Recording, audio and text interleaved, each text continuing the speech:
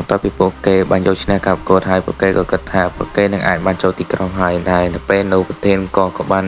និយាយទៅកាន់ពួកគេថាការប្រកួតគឺមិនទាន់ចប់នោះទេ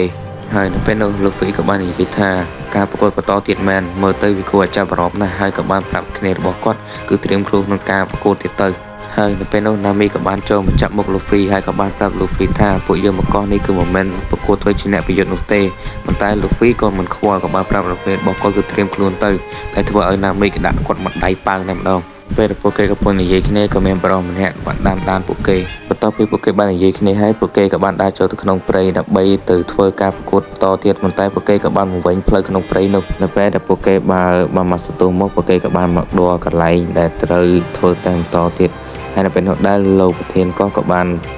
ចេញមកនឹងស្វាគមន៍ពួកគេហើយក៏បានប្រាប់នៅលក្ខណ្ឌកៈហើយនឹងវិញ្ញាសាផងដែរហើយវិញ្ញាសាដែលពួកគេត្រូវការធ្វើបន្តទៀតនោះគឺការជិះកណូតតែការជិះកណូតហ្នឹងគឺមិនមែនជិះកណូតធម្មតាទេគឺជិះកណូតគឺដេញគ្នាខ្ញុំដឹងដែរបន្ទាប់ពីលោកប្រធានក៏បានប្រាប់អំពីវិញ្ញាសាហើយគាត់ក៏បាននិយាយអំពីលក្ខណ្ឌកៈវិញម្ដង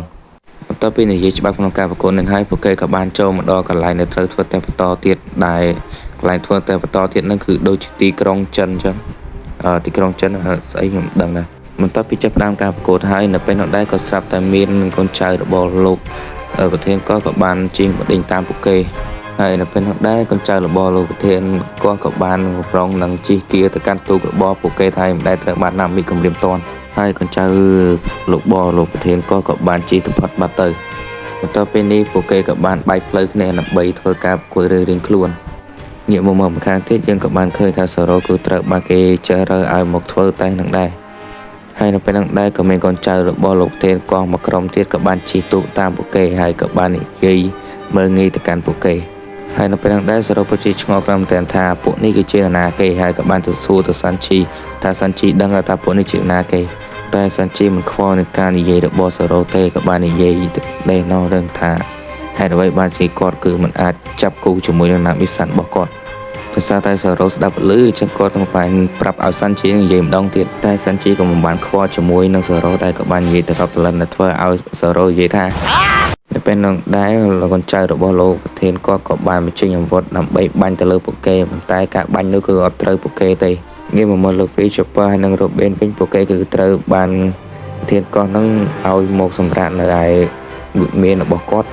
ទៅពីនេះពួកគេក៏បានដើរមកនេះមកនោះដែលទុកឲ្យ Luffy ក៏នៅម្នាក់ឯងបន្តិចក្រោយមកក៏មានបរិសម្នាក់បានក្បាលមកមើល Luffy ហើយក៏បានជិះទៅវិញបាត់ទៅតែបន្តិចក្រោយមកក៏មានដុំគ្រោះមួយហោះមកត្រូវក្បាល Luffy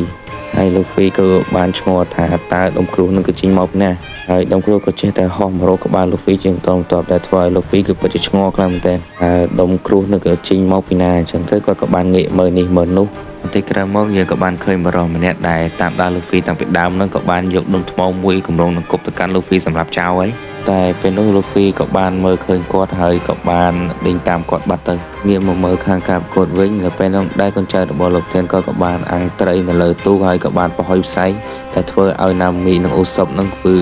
មើលភ្លើងមកឃើញហើយព្រមរក្សាភ្នែកទៀតផងបន្តិចក្រោយមក Nami និងអូសុបក៏បានជិះមកជិតពួកគេហើយក៏បានកម្រាមថានឹងគប់ពួកគេឲ្យលិចទឹកដែរម្ដងតែពួកគេទាំងពីរនាក់គឺមិនព្រមស្ដាប់ទេនិងក៏បានគប់នៅជាមួយនឹងខ្យូង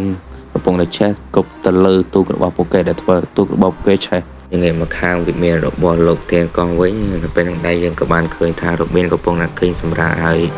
ពេលនោះដែរRobinក៏បានងាកទៅមើលឃើញផ្កាដែលនៅលើស្មារបស់លោកធានកងនោះក៏ពិតជាចម្លែកចឹងហើយនាងក៏បានសង្ស័យទៅលើផ្កានោះថា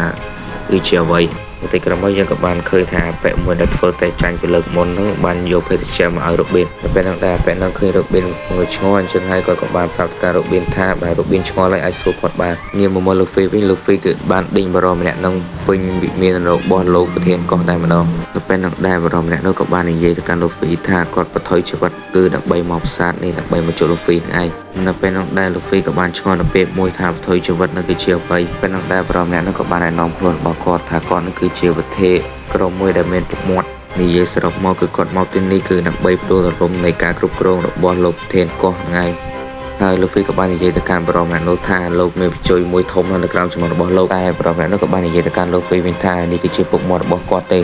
ហើយប្រុសម្នាក់នោះក៏បាននិយាយប្រាប់លោកហ្វីថាមន់នេះហើយគឺជានិមិត្តសញ្ញានៃក្រុមចៅសមុទ្ររបស់គាត់ហើយក្រុមចៅសមុទ្ររបស់គាត់គឺសុទ្ធតែមានពុកមាត់ទាំងអស់គ្នាបន្ទាប់មកប្រុសម្នាក់នេះគឺចង់បបួលលោកហ្វីចូលក្រុមមួយគាត់ហើយពេលនោះលោកហ្វីក៏បានប្រឡូតដៃទៅចាប់កអបែកនោះមកជិតគាត់ដើម្បីនិយាយគ្នាសួរស្ដាប់បន្តិចនៅពេលនោះដែរលោកហ្វីក៏បាននិយាយទៅកាន់ប្រុសនោះថាយើងមិនចង់ចូលទៅក្រុមរបស់លោកទេហើយពេលខ្ញុំគួរធ្វើជាដៃគូរបស់អ្នកហើយនៅពេលនោះដែរប្រុសម្នាក់នោះក៏បាននិយាយទៅកាន់លោកហ្វីវិញថាលោកមិនចូលក្រុមខ្ញុំក៏មិនអីដែរដែលសូមឲ្យលោកនឹងគឺប្រុងប្រយ័ត្នជាមួយនឹងអ្នកនៅលើកោះនេះផងនេះមកកាន់ Chopper វិញ Chopper កំពុងតែដើរក្នុងទីក្រុងតែបន្តិចក្រោយមកគាត់ក៏បានមកវិញនៅក្នុងទីក្រុងតែគាត់ពិតជាឆ្ងល់ខ្លាំងតែថាទីក្រុងប៉ុណ្ណាណីដែលគ្មានមនុស្សនៅមួយចឹងបន្តិចក្រោយមកគាត់ក៏បានដើរទៅដល់កន្លែងកប់សពមួយដែលនៅទីនោះគឺមានភ្នូរច្រើនខ្លាំងតែដែលធ្វើឲ្យគាត់គឺពិតជាភ្ញាក់ផ្អើលខ្លាំងមែនទែនពេលនោះដែរក៏មានដៃបារម្ភម្នាក់ក៏ប្រងនឹងមកចាប់ Chopper ទៅហើយនៅពេលនោះ Chopper ក៏បានងាកទៅក្រោយ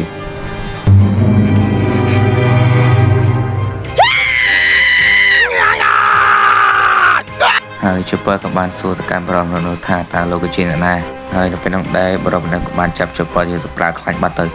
ហើយបរិបទនោះដែរគឺមិនចាប់ Chopper ទៅប្រើខ្លាញ់ទេគឺគឺកម្រាមវាយវិញហើយបន្ទាប់ពីអាប៉ែនោះធ្វើខ្លាំងអស់មកតែទៅ Chopper ក៏បានប្រើមួយគ្រាប់ថ្នាំរបស់គាត់ប្រែខ្លួនរបស់គាត់ទៅជាធំក្បួយក៏ឲ្យអាប៉ែនឹងរងវាយវិញពេលនោះដែរ Chopper ក៏បានកលៃទៅឃើញគ្រួសាររបស់អាប៉ែនឹងហើយនៅពេលនោះដែរអាប៉ែនឹងប្រាប់ថា Chopper ចុះមកវិញមកហើយក៏បានសុំវក Chopper ថាគាត់ឲ្យ Chopper នឹងធ្វើចាញ់ទៅមុខកូនស្រីនិងប្រពន្ធរបស់គាត់ទៅព្រោះថាគាត់ក៏ចង់បង្ហាញឲ្យកូនស្រីនិងប្រពន្ធរបស់គាត់ថាគាត់នឹងក្លាហានហើយបន្តិចក្រោយមកអាប៉ែនឹងក៏បានស្លុតទៅកាន់ Chopper ដែលធ្វើឲ្យ Chopper ខ្លាចតែការពិតគឺអាប៉ែនឹងគឺសហការជាមួយ Chopper ដែលធ្វើឲ្យប្រពន្ធរបស់គាត់ជឿថាប្តីរបស់គាត់ពិតជាក្លាហានមែនអូខេអ្នកគ្នាខ្ញុំសូមស្លេះតែត្រឹមនឹងសិនយើងចាំជួបគ្នាថ្ងៃក្រោយទៀតសម្រាប់ថ្ងៃនេះគឺបាយបាយសិនហើយពេញ memory គេដាក់ទៅស្អីទៀត